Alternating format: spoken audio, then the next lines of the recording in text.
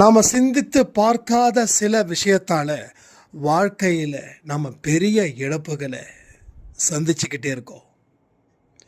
கடவுளுடைய தொடர்பு இருக்கிற ஒருவனும் எந்த துன்பமும் அவனுக்கு வருவது இல்லை.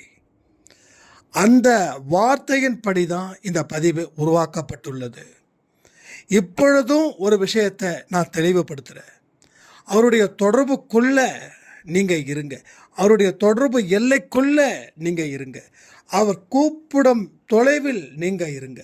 இந்த 3 விஷயத்தையும் நீங்கள் செஞ்சீங்கன்னா உங்கள் வாழ்க்கையில் நஷ்டம், நோய், கடன், இந்த 3க்கு மேலே இருக்கக்கூடிய எந்த தீவினையும் உங்கள் வாழ்க்கையில் வராது. உங்கள் வாழ்க்கையில் எவ்வளவு பெரிய உயர்ந்த இடத்துக்கு நீங்கள் போனாலும் அது உங்களுக்கு மிகவும் எளிதாக்கப்படும். ஏன்னா கடவுளுடைய தொடர்பு உங்களுக்கு இருக்கிறதால. ஸோ இனியாவது நாம் வாழ்க்கையில் பல திருத்தங்களை திருத்தி கொள்ள வேண்டும். அப்பொழுது தான் ஒரு உயர்ந்த வாழ்க்கையை நாம் வாழ முடியும்.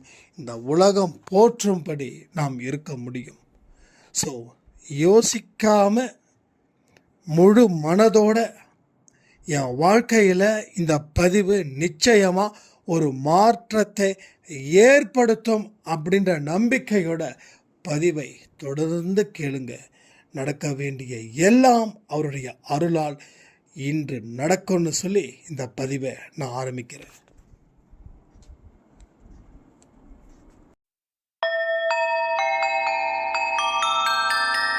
ஓம் சாயிரா சாயிரா, ஓம் சாயிரா சாயிரா, ஓம் சாயிரா சாயிரா, அன்பே சாயிரா, பேரன்பே சாயிரா, அகிலம் தளிக்க ஆத்மா விழிக்க அனுதினம் சாயிரா, எங்கள் அன்பே சாயிரா.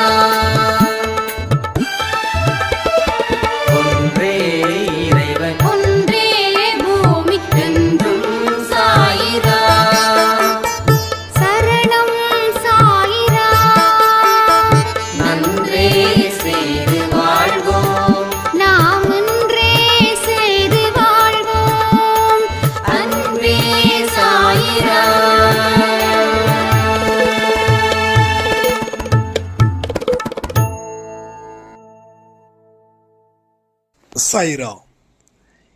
என் உயிரின் உயிரானவர்களே,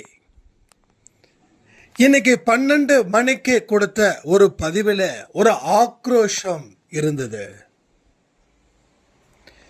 என்னுடைய வாழ்க்கையில் இந்த பதிவு நேருக்கு நேரா சாயப்பா என்ன கண்டிச்சது போலவும் அதே போல என்ன அரவணைச்சது போலவும் இருந்துச்சு. அந்த 1 மணிக்கு 3 முறை மன்னிப்பு கேட்கும்போது கீழே இருந்த ஒரு உதி திடீர்னு காத்துல அடிச்சு என்னுடைய கைகளுக்கு மேல அந்த உதி தெளிச்சது. உண்மையிலேயே நான் ரொம்ப வியந்து போயிட்டேன், மிரண்டு போயிட்டேன். இத்தனை நாள் அன்பே சாய் ஆடியோவையும் சரி, கடவுளையும் சரி, நான் சரியா வணங்க முடியாத அளவுக்கு மாய வலையிலையும் சோம்பேறித்தனத்தாலையும் என்ன நான் அழிச்சேன். உண்மையிலேயே நான் மிகவும் ஆபத்தான கட்டத்தில் தான் இருந்தேன் அப்படின்றத அந்த முழு பதிவை தெரிஞ்சதுக்கு அப்புறம் என்னுடைய ஆபத்தை விளக்க முடியும்னு நம்பிக்கையோட நான் இனிமே என்னுடைய வாழ்க்கையை வாழ போகிறேன் அப்படின்னாங்க. இது மாதிரி நிறைய மெசேஜஸ் வந்துக்கிட்டே இருந்தது அன்பே சாய் வாட்ஸ்அப்பில். கிட்டத்தட்ட நான் எல்லாருக்கும் பதில் சொல்லியிருக்கேன். யாருக்காவது நான் ரிப்ளை பண்ணல அப்படின்னா really I am very very very sorry. So எப்படிப்பட்ட ஒரு விஷயங்கள் நடந்திருக்குது பாருங்க. அந்த உதி ஏதோ ஒரு காற்றை அடித்து அவங்க கைகள் மேலே அப்படி இருக்குதுன்னு. அதை ஃபோட்டோவோட எடுத்து அனுப்பியிருந்தாங்க. ஸோ கடவுளுடைய பவர் இப்போ தெரியுதா உங்களுக்கு? வார்த்தைகளுடைய அர்த்தம் தெரியுதா? அந்த அர்த்தம் தான் வாழ்க்கையை மாற்ற போகுதுன்னு இதுக்கு மேலே நம்மால் என்ன சொல்ல முடியும்? அதே போல் ஒரு சாரம் ரொம்ப கோவப்பட்டாங்க. என்னங்க 1 மணிக்குள்ள நீங்கள் முடிக்கணும், மன்னிப்பை கேட்கணும் அப்படின்னு சொன்னீங்க. அது எப்படி? நான் 2 மணி ஆயிடுச்சு நான் பதிவை கேட்கும்போது. அப்போ எனக்கு அங்கே டிசப்பாயிண்ட் ஆகாதா? நல்லா புரிஞ்சுக்கோங்க. எதுவுமே என்னுடைய அறிவின்படி நான் எந்த ஒரு பதிவையும் நான் உருவாக்கலை. என்னுடைய அறிவின்படி நான் உருவாக்கி இருந்தா இந்த பதிவை கேட்ட 24 மணி நேரத்திற்கு அப்புறமா நீங்கள் மன்னிப்பு கேட்கணும் அப்படின்னு சொல்லியிருக்க தெரியாதா?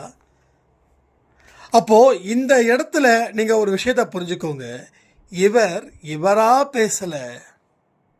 அவர் கொடுக்கக்கூடிய மெசேஜை இவர் வெளிப்படுத்துகிறாருன்றதை நீங்கள் புரிஞ்சுக்கலாம்.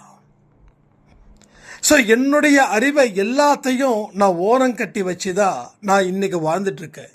அது என்னுடைய தனிப்பட்ட வாழ்க்கையாக இருக்கட்டும், என்னுடைய பிஸ்னஸ் வாழ்க்கையாக இருக்கட்டும், என்னுடைய உயிரில் கலந்த அன்பேசாய் வாழ்க்கையாக இருக்கட்டும், அது எல்லாமே என்னுடைய அறிவை தள்ளி வச்சு தான் அவருடைய அறிவுரையின் படி தான் நான் வாழ்ந்துட்டுருக்கேன். எங்கும் எதிலும் சாயப்பான்னு நாம் சொல்லியிருக்கோம் இல்லையா? அதுபோல அவர் எல்லா இடத்திலும் அவர் இருக்கிறார்.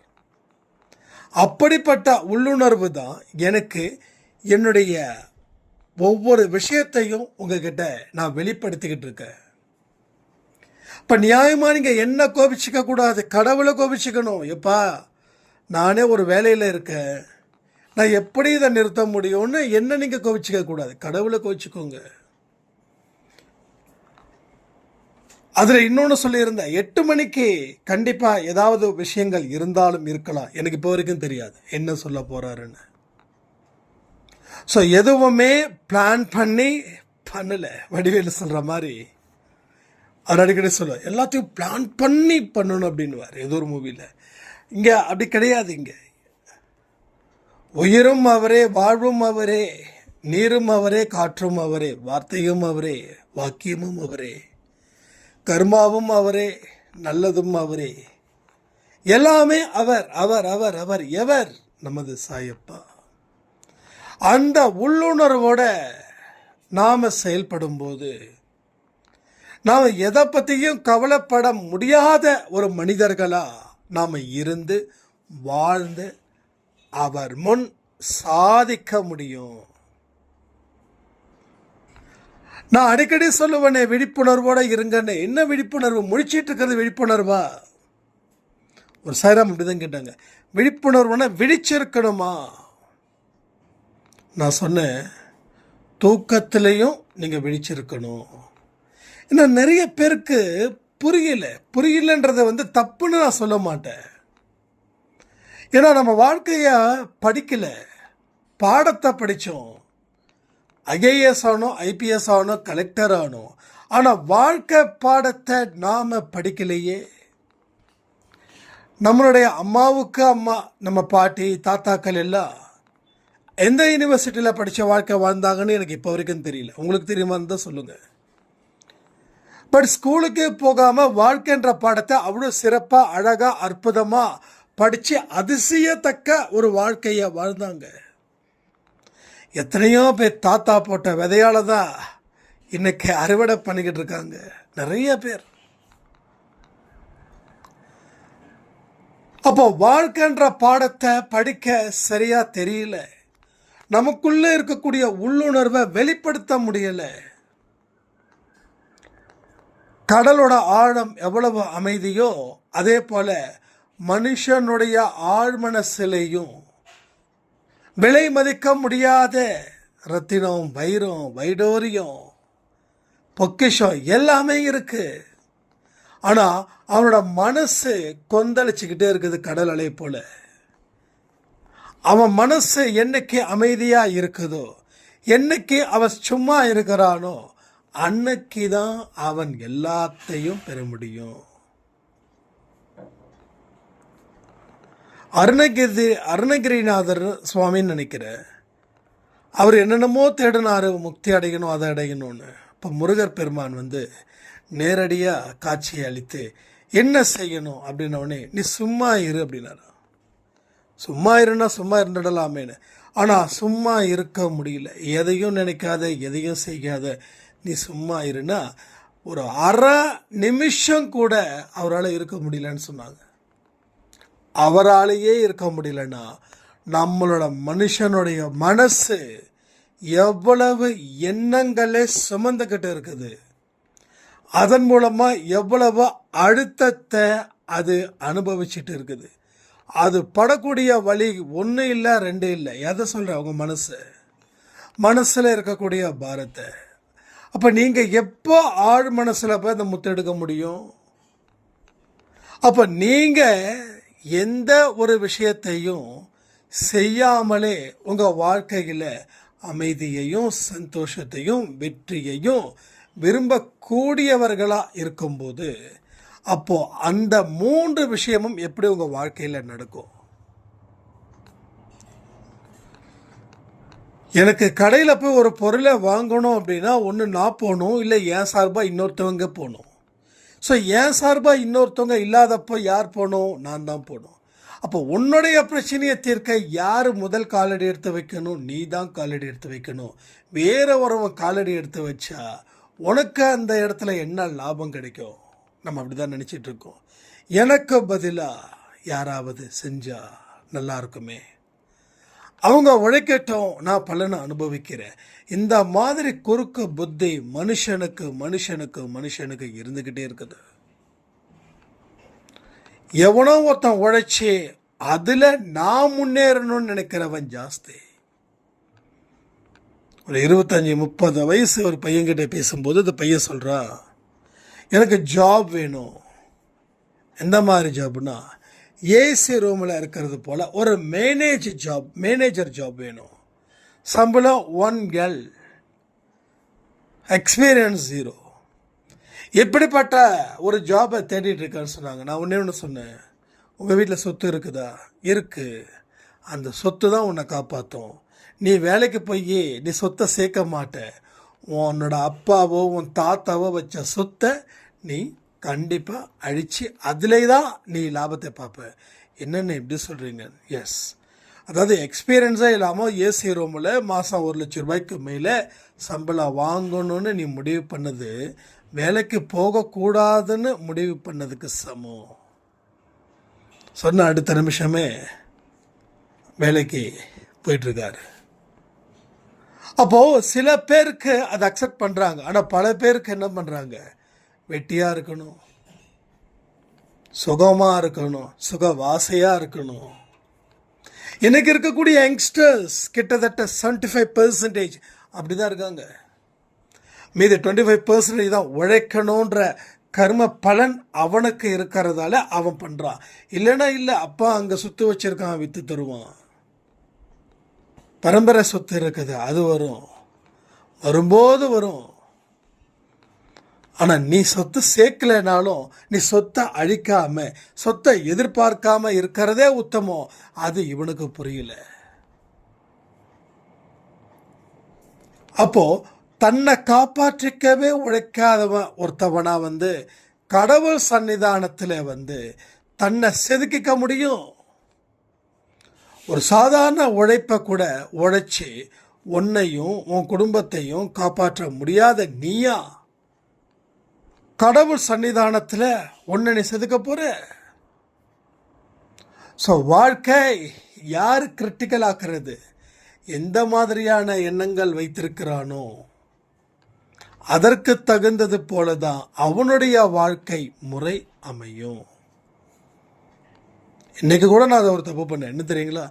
1 மணிக்கு நீங்கள் தயாராகணுன்றதுக்காக 12 மணிக்கு கொடுத்த பதிவை 11 மணிக்கே நான் பப்ளிஷ் பண்ணேன். ஏன்னா கடவுளுடைய அனுமதியின் பேரில் தான். அவர்கிட்ட நான் அனுமதி கேட்கவே இல்லை.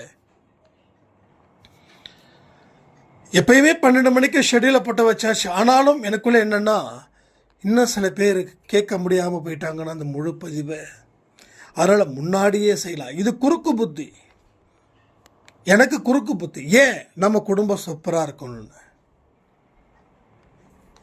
கடவுள்கிட்ட மன்னிப்பு கேட்டேன். சார் நான் மன்னிச்சிடு. நான் நிறைய பேர் 12 மணிக்கு கொடுக்கக்கூடிய பதிவை 1 மணிக்கு எடுத்துகிட்டு போவாங்க. அப்போ 11 மணிக்கு அந்த பதிவை கொடுத்துட்டா என்னமோ பதிவு வந்திருக்கிறத கேட்டுப்பாங்க. ஸோ 10 பேரோட இன்னும் 10 பேர் சேர்ந்தா நம்ம அன்பே சாய் குடும்பத்துக்கு நல்லது தானேன்னு சொல்லி கன்வின்ஸ் பண்ணியிருக்கேன். அதை நான் பார்த்துக்கிறேன். அந்த தண்டனை அவர் கொடுத்தாருன்னா நான் அதை ஏற்றுக்க தயாராக இருக்கேன். எனக்கு பொறுத்த வரைக்கும் ஒரே ஒரு விஷயம், இந்த குடும்பம், நம் குடும்பம் நல்லபடியாக சிறப்பாக ஒரு பெரிய அளவில் வாழணும். அதன் மூலமாக நிறைய பேருக்கு நன்மைகள் போய் சேரணும். நிறைய மனுஷங்களுக்கு நன்மைகள் போய் சேரணும். நன்மைகள் செய்வதே நமது நோக்கமாக, நமது விருப்பமாக இருக்க வேண்டும். நீங்கள் நன்மைகளை தொடர்ந்து செஞ்சுக்கிட்டே இருங்க. உங்களுக்கு தேவையில்லாத ஆசைகள் வராது. அந்த ஆசைகள் மூலமாக பாவங்கள் பெருகாது. பாவங்கள் பெருகிறதால துன்பங்கள் உங்கள் வாழ்க்கையில் இருக்காது. ஸோ நன்மை செய்வதே அன்பை சாயில இருக்கக்கூடியவர்களுடைய நோக்கமும் விருப்பமாக இருக்கட்டும். அதாவது களத்தில் இறங்கிட்டோம் அப்படின்னா 2ல் 1 பார்த்துடணும். 2ல் 1. அந்த 2ல் 1 எதுவோ அதை விரும்பப்பட்டதை அதை அடைந்தே தீரணும் அப்படின்னு சொல்லி அதற்கு முழு போராட்டத்தையும் முழு உழைப்பையும் முழுமையான நேரத்தையும் அதற்கு நீங்கள் தரணும். இதை எல்லாத்தையும் படிப்படியாக மாற்றணும். நான் அடிக்கடி சொல்லியிருக்கேன், வாழ்க்கையில் வலி எனக்கு ரொம்ப பிடிக்கும், கஷ்டங்கள் எனக்கு ரொம்ப பிடிக்கும். உடனே ஒரு சாய்ராம் சொன்னாங்க, தயவு செய்து இந்த வலி பிடிக்குன்னு சொல்லாதீங்க, வலியை கொடுக்க போகிறார் கடவுள்னு. நான் உடனே தான் சொன்னேன், ஒரு வழியை தாண்டும் போது தான் வாழ்க்கையில் புதிய அத்தியாயத்தை எழுத முடியுது. அந்த ஒரு த்ரில்லிங் என் வாழ்க்கையில் வேணுன்றது நான் இன்றைக்கே முடிவு பண்ணல. நான் காலேஜ் படிக்கும் போதே ஒரு இந்தியன் ஓவர்சீஸ் பேங்க்குக்கு படிக்கட்டில் நானும் என்னுடைய ஃப்ரெண்டும் ஒரு டிஸ்கஷன் வச்சோம். அப்போ என் ஃப்ரெண்டு என்கிட்ட கேட்குறான், எந்த மாதிரி வாழ்க்கை நீ வாழணும்? நம்ம சொன்னோம், நிமிஷத்துக்கு நிமிஷம் த்ரில்லிங் கொடுக்கக்கூடிய வாழ்க்கை தான் நான் வாழணும் அப்படின்னு. திருப்பி நான் அவனை கேட்டேன், உனக்கு எப்படின்னா? நான் 6 மணி 7 மணிக்கெல்லாம் வீட்டுக்கு வந்துடணும், ஒரு அமைதியான முறையில் வாழணும். அவன் அமைதியான முறையில் வாழுறான். ஆனால் ஒரு ஸ்டேஜுக்கு மேலே அவன் போகலை. நான் த்ரில்லிங்கான வாழக்கூடிய வாழ்க்கையை வாழ்ந்துட்டுருக்கேன். நான் பல ஸ்டேஜை தாண்டிட்டேன்.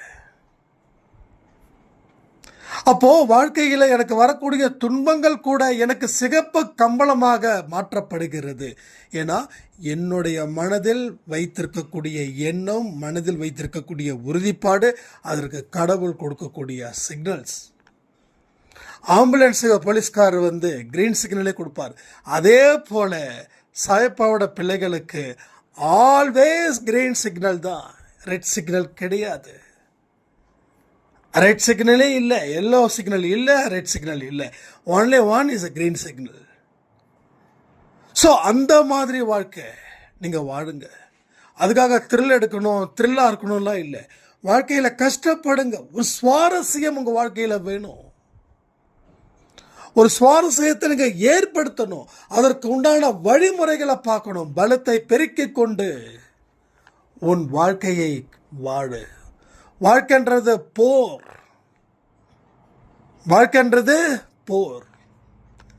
நீ தோத்தா கூட ஜெயிச்சுதான் நினைச்சுக்கோ. நீ தோத்துட்ட அப்படின்றதுக்காக புறம் முதுக காட்டி ஓட வேண்டிய அவசியமே இல்லை. நெஞ்ச நிமிர்த்த நிற்கணும். எஸ், நான் தோத்துட்டேன். நீ முழு முயற்சியை செய்தும் தோற்ற, நல்லது. இன்னும் ஒரு வெற்றி, இதை விட பிரம்மாண்ட வெற்றிக்கு அவர் உன்னை தயார் செய்து கொண்டிருக்கிறார். அந்த போர்க்களத்தில் கூட நீ பூங்காவில் இருக்கிற மாதிரி உன் மைண்டை வச்சுக்கணும். மைண்டு ரிலாக்ஸ்டாக விருப்பப்பட்டு போர் செய், வாழ்க்கையில் வெற்றி பெற முடியும். விருப்பப்பட்டு வாடு, நீ கண்ட கனவு நிச்சயமாக நிறைவேறும். விருப்பப்பட்டு வாழக்கூடிய வாழ்க்கையில் எல்லாமே சாத்தியம். ஆனால் வேற வழி இல்லாமன்னு சொல்லி தலையில் கையை வச்சுட்டு வாழ்க்கையை வாழ்ந்தா முகம் தொங்கி தான் போய் கிடக்கும். முகத்தில் ஒரு நிமிர்ந்த நடையும் தெளிவும் உற்சாகமும் நம்பிக்கையும் இல்லாத கண்களும் கன்னங்களும் வாயும் உதடும் போயிடும், வளர்ந்து போயிடும். இன்னைக்கு நான் நிறைய மக்களை பார்க்குறேன். அதில் 10% மட்டும்தான் ஒரு சந்தோஷமாக இருக்காங்க. மீதி 90 பேரும் அதுக்காக பார்க்கும்போதெல்லாம் அழுதுகிட்டே இருக்காங்கன்னு சொல்லலை. அவங்க முகமே காட்டி கொடுக்குது அவங்க வாழ்க்கை சரியில்லை என்று. ஸோ இந்த மனநிலையில் நீங்கள் இருக்கும்போது தான் கடலுடைய ஆழம் எவ்வளவு அமைதியோ அதே போல் உங்கள் ஆழ்மனதிலும் இருக்கக்கூடிய அந்த அமைதியை உங்களால் தேர்ந்தெடுத்து அதை கொண்டு வந்து வாழ்க்கையில் வாழ்ந்து நீங்கள் சாதிப்பீர்கள். ஸோ எத்தனை பேர் அந்த 1 மணிக்குள்ள சாய்பாவை மன்னிச்சிடுன்னு சொல்லி 3 முறை சொன்னீங்களோ அத்தனை பேருக்கும் அடுத்த 3 நாட்களில் ஏதாவது ஒரு விஷயங்கள் நடக்கும். ஸோ விழிப்புணர்வு நிலையில் நீங்கள் இருக்கணும் அடுத்த 3 நாட்கள். இந்த பதிவை கேட்க முடியல, ஆனால் லேட்டாக தான் கேட்டேன் அப்படின்னு ஒரே ஒரு விஷயம், இந்த பதிவை கேட்டு முடித்த உடனே சாரி கேட்டுடுங்க. ஆனால் பலன்கள் பெரிய அளவில் இல்லைன்னாலும் அட்லீஸ்ட் ஒரு சிறிய அளவுலாவது உங்களுக்கு அந்த பலன்கள் வந்து சேரும். அப்போ நீங்கள் வாழ்க்கையில் எந்த அளவில் அவரை நம்புறீங்களோ அவர் தான் உங்கள் கண்களுக்கும் காதுகளுக்கும் இதை எடுத்துகிட்டு வந்து தருவார். யூடியூப்காரவங்க இல்லை, அதை புரிஞ்சுக்கோங்க. உடனே நீங்கள் கேட்கலாம், அப்போ யூடியூப் இல்லைன்னா எப்படி பாசிபிள்? ஏதாவது ஒரு விதத்தில் ஏதோ ஒரு ரூபத்தில் நிச்சயமாக வந்து சேரும். சேர வேண்டியது சேரும். அது யாருக்கு தகுதியானவர்களோ, யார் அதற்கு தயாராக இருக்கிறார்களோ, இல்லை யார் அந்த மாதிரி தியாகத்தை செய்கிறார்களோ அவர்களுக்கு மட்டும்தான் அது நடக்கும். எல்லாருக்கும் நடக்காது. எல்லாருக்கும் நிழல்ல இருக்கிறவனுக்கு வெயிலோட கொடுமை பற்றி என்ன தெரியும்? வெயிலில் இருக்கிறவனுக்கு தான் நிழலோட அருமை தெரியும். ஸோ வாழ்க்கையில் இவன் சந்தோஷமாக இருக்கிறான், அவனுக்கு கர்மா பற்றி தேவையில்லை, கடவுளை பற்றி தேவையில்லை, கோயிலை பற்றி தேவையில்லை. கோயிலுக்கு போனாலோ இல்லை கர்மா இருக்குதுன்னு சொன்னாலோ போடா பைத்தியக்காரனே சொல்லிட்டு போயிட்டே இருப்பான். ஆனால் அவனுக்கு ஒரு நிலைமை வரும்போது கண்ணும் கருத்துமாக விழிப்புணர்வோடு என்னப்பா செய்யணும், என்ன செய்யணும், என் வாழ்க்கையில் எவ்வளோ பிரச்சனை இருக்குது, என்னால் சமாளிக்க முடியல, ஒத்த ஆளாக இருந்து நான் பயங்கரமாக போராடிட்டு இருக்கேன், அது இதுன்னு சொல்லும்போது தான் அவன் வருவான் சாமி கிட்ட. அதனால் எல்லாருக்கும் போய் சேர்ப்பது இல்லை. நிறைய பேருக்கு வருத்தம் இருக்கும், நிச்சயமாக என்ன இப்படி சொல்லிட்டீங்க, அப்போ எங்கள் மேலே கடவுளுக்கு விருப்பம் இல்லையா? கடவுளுக்கு விருப்பம் இருக்கு, உங்களுக்கும் விருப்பம் இருக்கு. ஆனால் அதை தாண்டின விருப்பமும் உங்களுக்கு இருக்குதே வாழ்க்கையில், அதான பிரச்சனையாக இருக்குது. விருப்பம் இல்லாமல் நம்ம கடவுளை எல்லா மனுஷனுக்கும் உலகத்தில் யாரெல்லாம் கடவுளை விரும்புகிறாங்களோ அத்தனை பேருக்கு கடவுளை பிடிக்கும். ஆனால் முதல் விருப்பம் யாருக்கு ஒப்படைச்சிருக்கோன்றதை பார்க்கணும்ல. முதல்ல யார் சாய்ப்பா மேலே பைத்தியமாக இருக்காங்களோ அவங்களுக்குத்தானே அவர் எடுத்துகிட்டு போய் கொடுக்குறாரு. அதுக்காக நான் சாமியாராக ஆகணும்லாம் வரல. உங்கள் கடமையே நீங்கள் செஞ்சுக்கிட்டே இருங்க, கூட அவர் இருக்கிறாருன்ற நினைப்பிலே வாடுங்கன்னு சொல்கிறேன். ருத்ராஜ அம்மாவை போட்டுக்கிட்டு, பட்டையை போட்டுக்கிட்டு, குங்குமத்தையும் சந்தனத்தையும் ஜபாதையும் தடவிக்கிட்டு ஒரு சாமியாராக வேஷம் போட சொல்லலை, இல்லை சாமியாராக மாறவும் சொல்லலை. மற்ற மனிதர்கள் போல நீங்களும் இயல்பானவர்களாக இருங்கள். ஆனால் காரியத்தில் அவரும் இருக்கிறார்னு மனதளவில் நீங்கள் இருந்து ஒரு அழுத்தமான வாழ்க்கையை நீங்கள் வாழுங்க. அப்படிப்பட்ட அழுத்தத்தோடு வாழக்கூடிய வாழ்க்கைக்கு மனதளவில் எந்த ஒரு அழுத்தமும் இல்லாமல் உங்கள் வாழ்க்கை மாறும். மனுஷங்களுக்கு நாம் முக்கியத்துவம் கொடுக்கும்போது மன அழுத்தம் அதிகமாக இருக்குது. ஆனால் தெய்வத்துக்கு முக்கியத்துவம் கொடுக்கும்போது மன அழுத்தம் அப்படின்னா என்னப்பா, எந்த கடையில் கிடைக்குது, கிலோ எத்தனை ரூபா அப்படின்னு கேட்குற அளவுக்கு நம்ம மாற முடியும். மாறி இருக்கிறார்கள். அழுத்தம் வர்றது இயல்பு. ஆனால் அந்த அழுத்தத்தை ஒரு 10 நிமிஷம் கொஞ்சம் கூர்ந்து கவனிச்சா அதில் ஒரு விடையை கடவுள் வச்சுருப்பார். அந்த விடையை தெரியணும்னா அதுக்கு கடவுள் இருக்கணும்ல. ஒரு டீச்சர் இருக்கிறதால தானே நம்மளால் படிக்க முடியுது, பாஸ் பண்ண முடியுது. டீச்சரே இல்லை, நீயே படிச்சுக்கோ, என்ன புரியும்? 1+1 = 2 இதை சொல்லிக் கொடுக்குறது ஒரு ஆள் வேணும்ல. அந்த குறி தானே முடிவு பண்ணுது அது 2 இல்லை 11 இல்லை 0வான்னு. 1+1 = அந்த குறி ப்ளஸ்ன்னும் போது 2 ஆகுது. அதே 1 × அதாவது பெருக்கல் குறி இருந்துச்சுன்னா 11 ஆகுது. 1 - 1 அப்படின்னு போட்டு 0 ஆகுது. அதை சொல்லிக் கொடுக்க யார் வேணும்? டீச்சர் வேணும். நமக்கு டீச்சர் சொல்லிக் கொடுக்கறத நம்ம படிக்கிறோம். அதே போல தான் இங்கேயும் கடவுள் இருந்தால் தான் எல்லாத்துக்கும் பதில் கிடைக்கும். கடவுளை ஒதுக்க வச்சா நீ பதிலை மனுஷங்கிட்ட தேடுவேன். அந்த மனுஷனுடைய பதில் அவனுக்கு ஃபேவராக செய்வான், இல்லை அவனுடைய அறிவுக்கு உட்பட்டதாக செய்வான். 10 வருஷமாக கவர்மெண்ட் ஜாப் தான் வேணும் வேணும் வேணும் வேணும்னு சொல்லி ஃபைனலாக நம்மக்கிட்ட வந்து பேசி முடிவு பண்ணதுக்கப்புறம் இப்போ ஜாபுக்கு போயிட்டு அவர் இருக்கிறாரு. இன்றைக்கி காலையில் ஒரு ஃபோன் வந்தது எனக்கு. வந்து ஜீவா டிரான்ஸ்போர்ட், தமிழ்நாடு ஸ்டேட் டிரான்ஸ்போர்ட்டில் இருந்து எனக்கு ஒரு ஆஃபர் வந்திருக்கு. சாய்ராம், ஏன் நடந்தது? அப்போ அந்த கிட்டத்தட்ட பல வருஷமாக அந்த வேலையை ஏன் அவருக்கு வரல? புரியுதா? என்ன புரியுது உங்களுக்கு? சொல்லுங்கள்.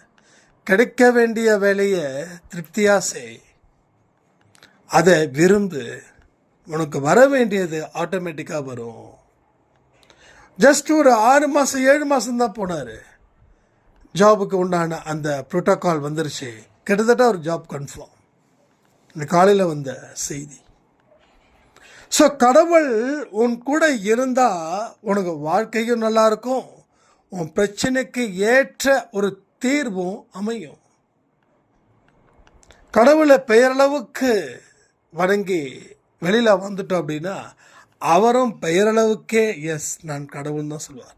ஆனால் கடவுளுடைய அற்புத சக்தியை உங்கள் வாழ்க்கையில் கடைசி வரைக்கும் பெற முடியாத ஒரு அவல நிலை பிறருக்கு வருவது போல உங்களுக்கும் வந்து சேரும். அதே போல் இன்னொருத்தர், சாய்ராம், எங்களுடைய தாத்தா எப்பயுமே கோயிலே இருப்பார், எப்பயுமே பூஜைகள் தான் செஞ்சுக்கிட்டு இருப்பார், ஆனால் அவருக்கு சுகர் வந்துருச்சு, இறந்து போயிட்டாரு. கடவுள் ஏன் இப்படி சோதிக்கிறாரு அப்படின்னு. ஸோ ஒரு பூஜை ரூமில் இருந்து பூஜை பண்ணிக்கிட்டே இருந்தால் மட்டும் கடவுள் ஓகே பண்ணிடுவாரா? நான் கேட்டேன். அவர் அதுக்கு உண்டான ஊதியத்தை வாங்குறாரா? ஊதியம்லாம் வாங்குதுங்க, தட்டில் வைப்பாங்க, அது எல்லாமே சரி. எத்தனை பேருக்கு உதவிகள் செஞ்சுருப்பார், எத்தனை பேருக்கு படிக்க வச்சிருப்பார், எத்தனை தான தர்மத்தை அவர் செஞ்சிருப்பார் அப்படின்னதுக்கு எனக்கு தெரிஞ்ச வரைக்கும் இல்லைங்க. இவ்வளோதான் வாழ்க்கை. நாம் 10 ரூபா சம்பாதிச்சாலும் 1 ரூபா மனப்பூர்வமாக நீ எடுத்து வைக்கணும். நீ 1 லட்சம் ரூபாய் சம்பாதிச்சாலும் சரி, நீ 100 ரூபா மனசை வந்து செய்யணும். மனசை தான் கடவுள் பார்க்குறார். நீங்கள் எவ்வளவு பெரிய தொகை கொடுக்குறியோ அவ்வளவுக்கு உனக்கு அற்புதத்தை செய்யணும்னு சொன்னல. 1000 ரூபாய் சம்பாதிக்கிறவங்க 100 ரூபாய் எடுத்து வைக்கிறாங்க. அவங்களுக்கு இன்னும் கூடுதலாக அவர் வழிகாட்டுறாரு. ஏன்னா உன்னோட சம்பளமே 1000 ரூபாய், ஆனால் நீ 100 ரூபாய் எடுத்து வைக்கிற. ஆனால் உன் சம்பளம் 1 லட்சம் ரூபாய், ஆனால் நீ 100 ரூபா கொடுக்குற. ஆனால் இவரை விட அங்கே பெனிஃபிட் ஜாஸ்தி. அப்போ அந்த 1 லட்சம் ரூபாய் சம்பாதிக்கிறவன் முடிஞ்ச அளவுக்கு ஒரு 10,000 கொடுக்கணும்ல. கொடுக்க முடியுமா, கொடுக்க முடியாதா? அப்போது நம்மளுடைய சேவை எந்த அளவுக்கு பெரிய மனது வைத்து நாம் உதவிகள் செய்கிறோமோ அந்த அளவுக்கு கடவுள் உனக்கு உதவிகள் செய்வார். நிறைய பேருங்க போன வருஷமெல்லாம் என்கிட்ட நிறைய பேர் கண்ணீரை விட்டாங்க. ஒரு எறும்புக்கு சாப்பாடு வைக்கிற அளவு தான்ப்பா என்னுடைய சக்தி இருக்கு. நானே 3 வேளைக்கு 1 வேளை தான் சாப்பிட்றேன். ஆனால் இன்னைக்கு அவங்களுக்கு 3 வேளை சாப்பாடு கிடைக்குது. அவங்க வாரமும் சாப்பாடு வாரம் 4 பேருக்கோ 10 பேருக்கோ கொடுத்துட்ருக்காங்க. எப்படி நடக்குது? நீ கொடுக்க ஆரம்பிக்கிற உன் மனசை கடவுள் பார்க்குறாரு. உன்னோட மனசை கடவுள் ஆசீர்வதிக்கிறாரு. அவர் ஆசீர்வதித்ததன் படியால் உனக்கு உன்னுடைய வயிறு நிறைஞ்சது. உன்னால பிறருடைய வயிறும் நிறைந்தது. ஸோ இதை தான் நம்ம புரிஞ்சுக்கணும். கடவுளுடைய வழிகாட்டுதல் நம்ம தெரிஞ்சுக்கிட்டால் மட்டும் பத்தாது. கடவுள் நம்ம கூடவே இருக்கிறதுக்கு நாம் எந்தெந்த முறையில் தயார் செய்யணுமோ அத்தனை முறையிலையும் நாம் தயார் செய்ய வேண்டும். தயார் செய்வதும் தான் இப்போ காலத்தின் கட்டாயம். இதை நீங்கள் எந்த அளவுக்கு உங்கள் உள்ளுணர்வுக்குள்ளே கொண்டு போகிறீங்களோ அது நிச்சயமாக வெளிப்படுத்தப்படும். ஸோ இன்றைக்கி ஏதாவது இருக்கும் அப்படி நம்ம சொன்னோம். இது வரைக்கும் நானும் பேசி பார்க்குறேன். எந்த விதத்திலையும் ஒரு கீ கொடுக்கல. ஸோ இனி வரக்கூடிய ஒரு பதிவுகளையும் விழிப்புணர்வுடன் முழுமையாக கேளுங்கள். கேட்கும்போது கண்டிப்பாக ஏதாவது ஒரு பயிற்சியை அவர் உருவாக்குவார். அதை நாம் வாழ்க்கையில் ஒரு வாய்ப்பாக நினச்சி அதை நம்ம செயல்படுத்தும் போது வாழ்க்கையில் மிகப்பெரிய சந்தோஷமும் மிகப்பெரிய வெற்றியையும் சாய்ப்பு அமைச்சு தருவார்னு சொல்லி இந்த பதிவை நான் முடிக்கிறேன். ஜெய் சாய்ராம்.